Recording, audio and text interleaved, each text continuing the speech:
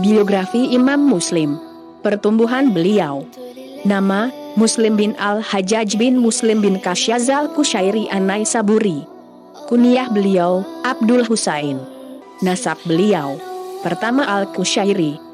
Merupakan nisbah kepada kabilah afiliasi beliau. Ada yang mengatakan bahwa Al-Kushairi merupakan orang Arab asli. Dan ada juga yang berpendapat bahwa nisbah kepada Kushair merupakan nisbah perwalian saja. Kedua An-Naisaburi merupakan nisbah yang ditujukan kepada negeri tempat beliau tinggal, yaitu Naisabur, satu kota besar yang terletak di daerah Khurasan. Tanggal lahir, para ulama tidak bisa memastikan tahun kelahiran beliau, sehingga sebagian mereka ada yang berpendapat bahwa tahun kelahirannya adalah tahun 204 Hijriah. Dan ada juga yang berpendapat bahwa kelahiran beliau pada tahun 206 Hijriah. Ciri-ciri beliau mempunyai perawakan yang tegap, berambut dan berjenggot putih, menjuntaikan ujung imamahnya di antara dua punggungnya. Aktivitas beliau dalam menimba ilmu. Sesungguhnya lingkungan tempat tumbuh Imam Muslim memberikan peluang yang sangat luas untuk menuntut ilmu yang bermanfaat. Karena Naisabur merupakan negeri hidup yang penuh dengan peninggalan ilmu dari pemilik syariat. Semua itu terjadi karena banyaknya orang-orang yang sibuk untuk memperoleh ilmu dan mentransfer ilmu. Maka besar kemungkinan bagi orang yang terlahir di lingkungan masyarakat seperti ini akan tumbuh dengan ilmu juga. Adanya kesempatan yang terpampang luas di hadapan Imam Muslim kecil untuk memetik dari buah-buah ilmu syariat tidak disia-siakannya. Maka dia mendengar hadis di negerinya tinggal pada tahun 218 Hijriah dari gurunya Yahya bin Yahya At-Tamimi, pada saat itu umurnya menginjak 14 tahun, dan bisa juga orang tuanya serta keluarganya mempunyai andil dalam memotivasinya untuk menuntut ilmu. Para ulama telah menceritakan bahwa orang tuanya, Al-Hajjaj adalah dari kalangan masyayikh, yaitu termasuk dari kalangan orang yang memperhatikan ilmu dan berusaha untuk memperolehnya. Muslim mempunyai kesempatan untuk mengadakan perjalanan hajinya pada tahun 220 Hijriah. Pada saat keluar itu dia mendengar hadis dari beberapa ahli hadis, kemudian dia segera kembali ke negerinya Naisabur. Rihlah beliau. Rihlah dalam rangka menuntut hadis merupakan syiar ahlul hadis pada abad-abad pertama. Karena terpencarnya para pengusung sunnah dan atsar di berbagai belahan negeri Islam yang sangat luas, maka Imam Muslim pun tidak ketinggalan dengan meniti jalan pakar disiplin ilmu ini, dan beliau pun tidak ketinggalan dalam ambil bagian, karena dalam sejarah beliau tertulis rihlah ilmiahnya. Di antaranya, rihlah pertama, rihlah beliau untuk menunaikan ibadah haji pada tahun 220 Hijriah, pada saat dia masih muda belia. Pada saat itu beliau berjumpa dengan syekhnya, Abdullah bin Maslamah Al-Qanabi di Makkah, dan mendengar hadis darinya, sebagaimana beliau juga mendengar hadis dari Ahmad bin Yunus dan beberapa ulama hadis yang lainnya ketika di tengah perjalanan di daerah Kufah. Kemudian kembali lagi ke negerinya dan tidak memperpanjang rihlahnya pada saat itu. Rihlah kedua ini begitu panjang dan lebih menjelajah ke negeri Islam lainnya. Rihlah ini dimulai sebelum tahun 230 Hijriah. Beliau berkeliling dan memperbanyak mendengar hadis, sehingga beliau mendengar dari banyak ahli hadis, dan mengantarkan beliau kepada derajat seorang imam dan kemajuan di bidang ilmu hadis.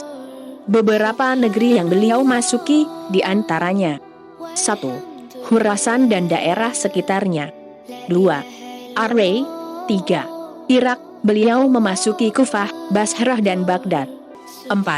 Hijaz, memasuki Makkah dan Madinah. 5. Asyam. 6. Mesir. Guru-guru beliau. Perjalanan ilmiah yang dilakukan Imam Muslim menyebabkan dirinya mempunyai banyak guru dari kalangan ahlul hadis. Al-Hafiz Az-Zahabi telah menghitung jumlah guru yang diambil riwayatnya oleh Imam Muslim dan dicantumkan di dalam kitab sahihnya, dan jumlah mereka mencapai 220 orang. Dan masih ada lagi selain mereka yang tidak dicantumkan di dalam kitab sahihnya. Di antara guru-guru beliau yang paling mencolok adalah 1. Abdullah bin Maslamah Al-Qanabi, guru beliau yang paling tua. 2. Al-Imam Muhammad bin Ismail Al-Bukhari. 3. Al-Imam Ahmad bin Hambal. 4. Al-Imam Ishaq bin Rahawiyah Al-Faqih Al-Mujtahid Al-Hafiz. 5. Yahya bin Ma'in, Imam Jarh wa Ta'dil. 6. Ishaq bin Mansur Al-Kausaj. 7. Abu Bakar bin Abi Syaibah, penulis buku Al-Mushanaf. 8. Abdullah bin Abdurrahman Ad-Darimi. 9. Abu Quraib Muhammad bin Al-Ala'a. 10. Muhammad bin Abdullah bin Numair. 11. Abdullah bin Hamid. Murid-murid beliau. Al-Imam Muslim sibuk menyebarkan ilmu di negerinya dan negeri-negeri Islam lainnya, baik dengan pena maupun dengan lisannya, maka beliau pun tidak terlepas untuk mendekatkan hadis dan meriwayatkannya. Sehingga banyak sekali para penuntut ilmu mengambil ilmu dari beliau. Di antara murid-murid beliau antara lain: 1. Muhammad bin Abdul Wahhab Al-Farra. 2. Abu Hatim Muhammad bin Idris Ar-Razi. 3. Abu Bakar Muhammad bin An-Nadir bin Salamah Al-Jarudi. 4. Ali bin Al-Husain bin Al-Junaid Ar-Razi. 5. Solih bin Muhammad Jazrah. 6. Abu Isa At-Tirmizi. 7. Ibrahim bin Abu Thalib. 8. Ahmad bin Salamah An-Naisaburi. 9. Abu Bakar bin Huzaimah. 10. Maki bin Abdan. 11. Abdurrahman bin Abu Hatim Ar-Razi. 12. Abu Hamid Ahmad bin Muhammad bin Asy-Syarqi. 13. Abu Awanah Al-Isfarayini. 14. Ibrahim bin Muhammad bin Sufyan Al-Faqih Az-Zahid. Persaksian para ulama terhadap beliau. 1.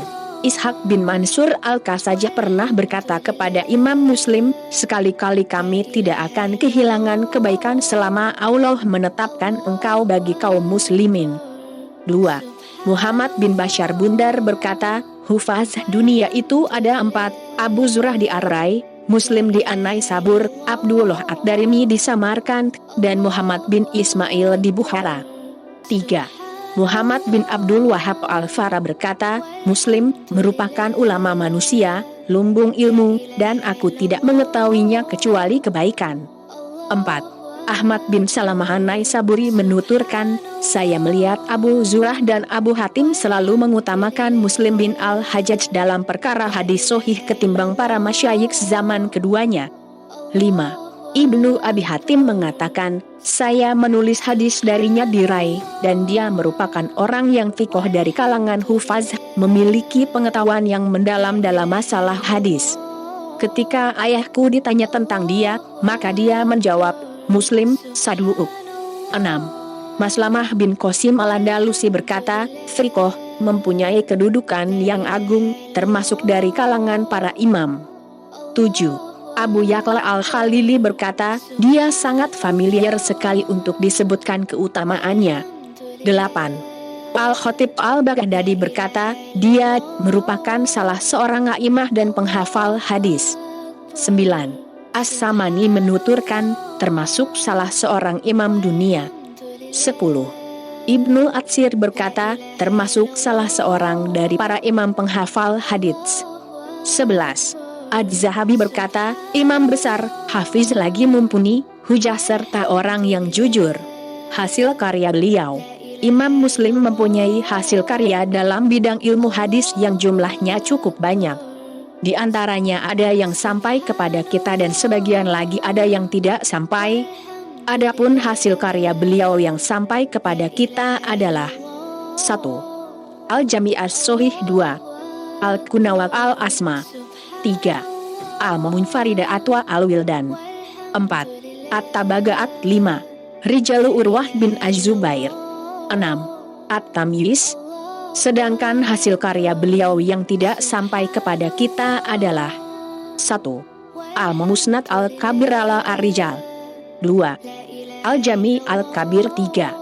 Al-Al. 4. Al-Afra'at. 5. Al-Aqa'an. 6. Su'alaat Muslim 7. Hadis Amru bin Syuaib. 8. Al-Intifa Abi Ahabi As-Siba'a. 9. Masyayihu Malik 10. Masyayihu Ats-Sauri. 11. Masyayihu Syubah 12. Men Laisalau ila ra'awi wa ahid. 13. Kitab Al-Muhadramin. 14. Awaladu As-Sahabah. 15. Zikru Awha'ami Al-Muhaditsin. 16. Afra'adu Asy-Syamiyin. Wafatnya beliau. Imam Muslim wafat pada hari Ahad sore dan dikebumikan di kampung Nasrabat, salah satu daerah di luar Naisabur, pada hari Senin tanggal 25 Rejab 261 H bertepatan dengan 5 Mei 875. Dalam usia beliau 55 tahun. Sumber, Hadits Shaft.